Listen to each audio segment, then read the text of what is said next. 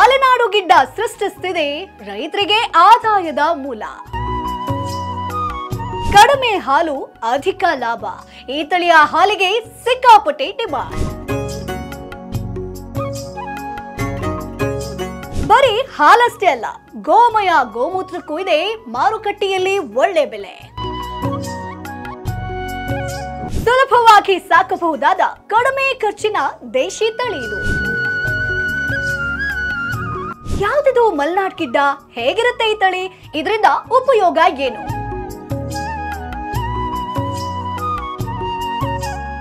ಸ್ನೇಹಿತರೆ, ಕೃಷಿಯಲ್ಲಿ ಹೈನುಗಾರಿಕೆ ಒಂದು ಅಧಿಕ ಲಾಭ ಬರುವಂತ ಆದಾಯದ ಮೂಲ.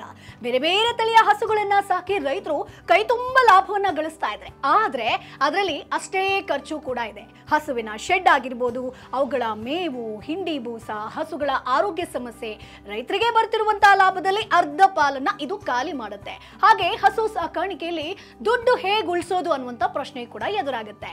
ಜರ್ಸಿ, HF ನಂತ ಹೈಬ್ರಿಡ್ ತಳಿಗಳು ಬಿಳಿ ಆನೆ ತರ ಸಿಕ್ಕಾಪಟ್ಟೆ ಮೇಂಟೆನೆನ್ಸ್ ಇರುತ್ತೆ.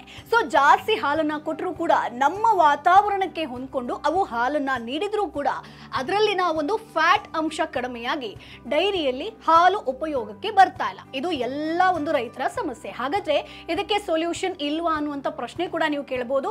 ಅದನ್ನ ತಿಳ್ಕೊಳ್ಳೋಕ್ಕೂ ಮುಂಚೆ ನಮ್ಮ ಒಂದು ಚಾನೆಲ್ ನ ಸಬ್ಸ್ಕ್ರೈಬ್ ಮಾಡೋದನ್ನ ಮರಿಬೇಡಿ. ಜೊತೆಗೆ ಹೈನುಗಾರಿಕೆಯಲ್ಲಿ ಯಾವ ರೀತಿಯಾಗಿ ಸಕ್ಸಸ್ ಆಗಬೇಕು ಅಂತ ಕಂಪ್ಲೀಟ್ ಮಾಹಿತಿ ಬೇಕಿದ್ರೆ ಈಗಲೇ ಫ್ರೀಡಮ್ ಆಪ್ ಅನ್ನ ಡೌನ್ಲೋಡ್ ಮಾಡಿ. ಹೈನುಗಾರಿಕೆಯಲ್ಲಿ ಸಕ್ಸಸ್ ಆದವರೇ ನಿಮಗೆ ಕಂಪ್ಲೀಟ್ ಮಾಹಿತಿಯನ್ನ ಕೊಡ್ತಾರೆ. ಹೇಗೆ ನೀವು ಹೈನುಗಾರಿಕೆಯಲ್ಲಿ ಸಕ್ಸಸ್ ಆಗಬೇಕು, ಯಾವ ತಳಿಯನ್ನ ಆಯ್ಕೆ ಮಾಡಬೇಕು ಅನ್ನುವಂಥ ಒಂದು ಡೀಟೇಲ್ಸ್ ಇಲ್ಲಿ ನಿಮಗೆ ಸಿಗುತ್ತೆ. ಹಾಗಾಗಿ ತಪ್ಪದೇ ಫ್ರೀಡಮ್ ಆಪ್ ಅನ್ನ ಡೌನ್ಲೋಡ್ ಮಾಡಿ.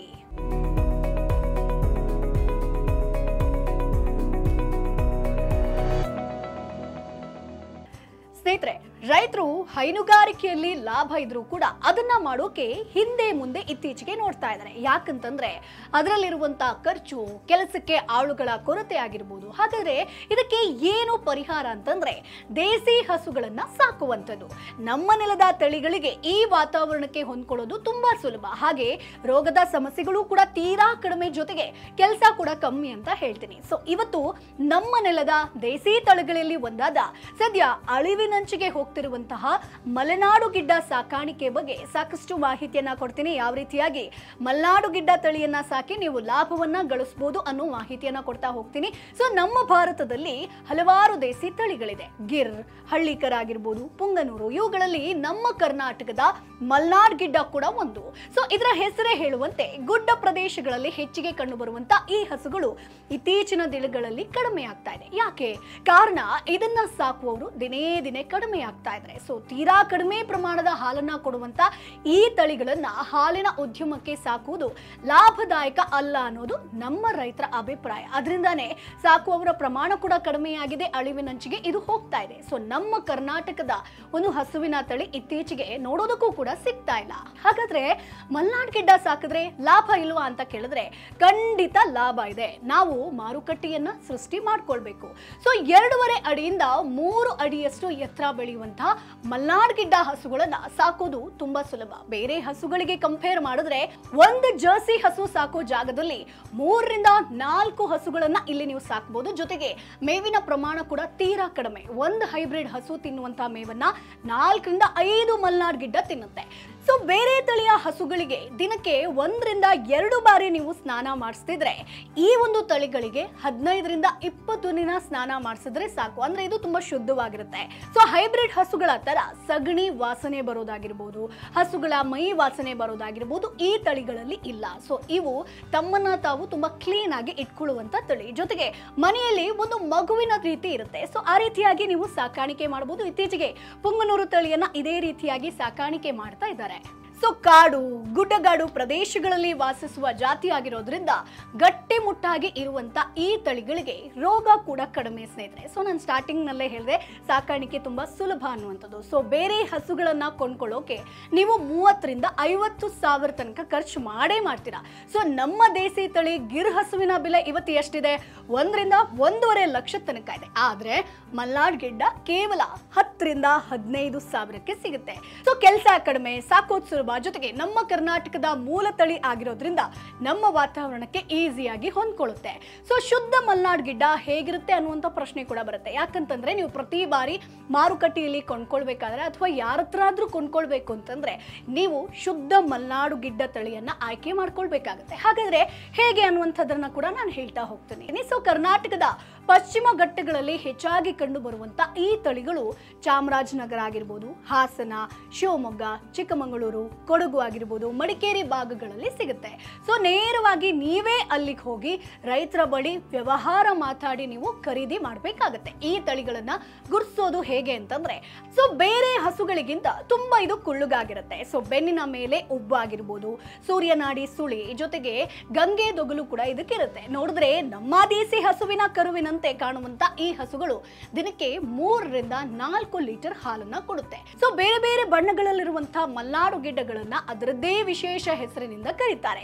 ಸೊ ಅಚ್ಚ ಬಿಳುಪಿನ ಮಲ್ನಾಡು ಗಿಡ್ಡ ಶ್ವೇತ ಕಪಿಲ ಆಗಿರ್ಬೋದು, ಬಂಗಾರದ ಬಣ್ಣದ ಹಸು ಸ್ವರ್ಣ ಕಪಿಲ, ಜೊತೆಗೆ ಕಪ್ಪು ಬಣ್ಣದ ಹಸು ಕಪಿಲ ಅಂತ ಕರೀತಾರೆ ಸ್ನೇಹಿತರೆ. ಹಾಗಾದ್ರೆ ಮಲ್ನಾಡ್ ಗಿಡ್ಡ ತಳಿಯನ್ನ ನಾವು ಆಯ್ಕೆ ಮಾಡ್ಕೊಂಡ್ರೆ ಹೇಗೆ ಲಾಭ ಮಾಡಬಹುದು ಅಂತ ನೀವು ಕೇಳಬಹುದು. ಸೊ ಎತ್ತರ ಕಡಿಮೆ ಇದ್ರೂ ಕೂಡ ಈ ಹಸುಗಳ ಹಾಲಿನಿಂದ ಇರುವಂತಹ ಲಾಭ ದೊಡ್ಡದು ಸ್ನೇಹಿತರೆ. ದಿನಕ್ಕೆ 3 ರಿಂದ 4 ಲೀಟರ್ ಹಾಲನ್ನ ಕೊಡುವಂತ ಈ ತಳಿಗಳ ಹಾಲಿನಲ್ಲಿ 4.8 ರಿಂದ 5.2 ಫ್ಯಾಟ್ ಕಂಟೆಂಟ್ ಇರುತ್ತೆ.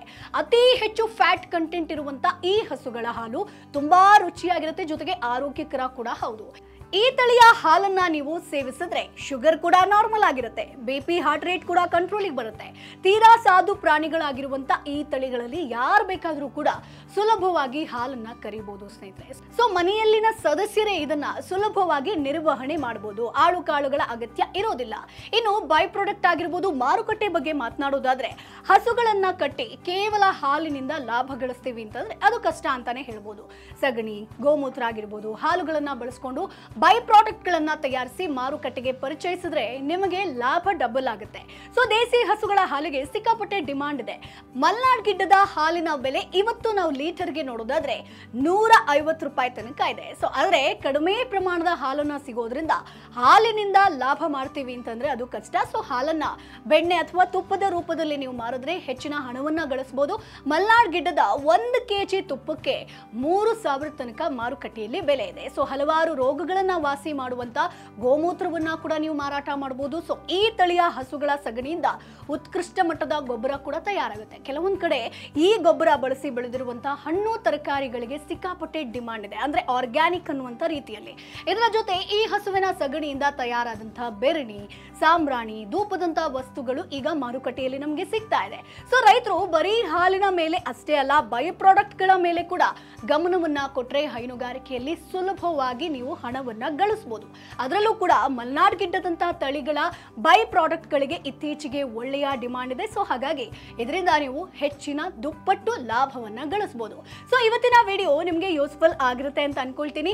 ಮಲ್ನಾಡ್ ಗಿಡ್ಡ ತಳಿ ಬಗ್ಗೆ ಡಿಟೇಲ್ ಆಗಿ ಇನ್ಫಾರ್ಮೇಶನ್ ಕೊಟ್ಟಿದ್ದೀನಿ. ಇನ್ ಕೇಸ್ ನೀವು ಕೂಡ ಮಲ್ನಾಡ್ ಗಿಡ್ಡ ತಳಿಯನ್ನ ಸಾಕಾಣಿಕೆ ಮಾಡ್ತಾ ಇದ್ರೆ ನಿಮ್ಮ ಅಭಿಪ್ರಾಯ ಏನು ಅದನ್ನ ಕಮೆಂಟ್ ಬಾಕ್ಸ್ ನಲ್ಲಿ ತಿಳಿಸಿ. ಜೊತೆಗೆ ನಮ್ಮ ಒಂದು ಫ್ರೀಡಮ್ ಆಪ್ ಅನ್ನ ಡೌನ್ಲೋಡ್ ಮಾಡಿ. ಕೃಷಿಗೆ ಸಂಬಂಧಪಟ್ಟ ಸಾಕಷ್ಟು ಕೋರ್ಸ್ ಇರುತ್ತೆ. ಹೈನುಗಾರಿಕೆಯಲ್ಲಿ ಯಾವ ರೀತಿಯಾಗಿ ಸಕ್ಸಸ್ ಆಗಬೇಕು ಅನ್ನುವಂತ ಕೋರ್ಸ್ ಕೂಡ ಇದೆ. ಜೊತೆಗೆ ಜರ್ಸಿ ಹಸು ಸಾಕಾಣಿಕೆ ಆಗಿರ್ಬೋದು ಅಥವಾ ಇತರ ತಳಿಯ ಹಸುಗಳ ಸಾಕಾಣಿಕೆ ಬಗ್ಗೆ ಇಲ್ಲಿ ಕೋರ್ಸ್ ಇರುತ್ತೆ. ಯಾರು ಇದರಲ್ಲಿ ಸಕ್ಸಸ್ ಆಗಿದ್ದಾರೋ ಅವರೇ ನಿಮಗೆ A to Z ಇನ್ಫಾರ್ಮೇಶನ್ ಅನ್ನ ಕೊಡ್ತಾರೆ. ಸೊ ನೀವು ಕೂಡ ಉತ್ತಮ ಆದಾಯವನ್ನ ಗಳಿಸಿ ಒಬ್ಬ ಸಕ್ಸಸ್ಫುಲ್ ರೈತ ಆಗ್ಬೋದು, ಉತ್ತಮ ಆದಾಯವನ್ನ ಕೂಡ ಗಳಿಸ್ತಾ ಹೋಗ್ಬೋದು. ಸೊ ಮುಂದಿನ ಎಪಿಸೋಡ್ ಅಲ್ಲಿ ಮತ್ತೆ ನಿಮ್ಮನ್ನ ಭೇಟಿ ಆಗ್ತೀನಿ. ಅಲ್ಲಿವರೆಗೂ ಬಾಯ್ ಬಾಯ್.